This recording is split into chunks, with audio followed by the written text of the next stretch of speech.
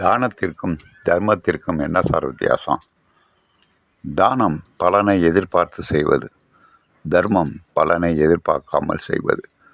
எப்படி சொல்கிறேன்னு கேட்குறீங்களா? இப்போ நம்ம வீட்டில் ஒருத்தருக்கு கல்யாணம் ஆகலை, அல்லது குடும்ப கஷ்டம், ஏதோ ஒரு துன்பம்.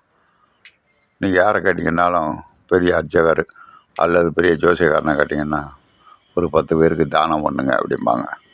அது நம்முடைய பிரச்சனை தீர்ப்பதற்காக, நம்முடைய துன்பங்களை போக்குவதற்காக கடவுளிடம் வேண்டி தானம் செய்வது.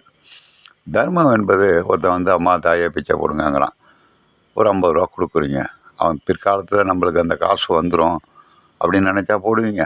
இதற்கு பேர் தர்மம். இந்த மாதிரி தர்மம் செய்கிறது முக்தி அடைய உதவி செய்யும்.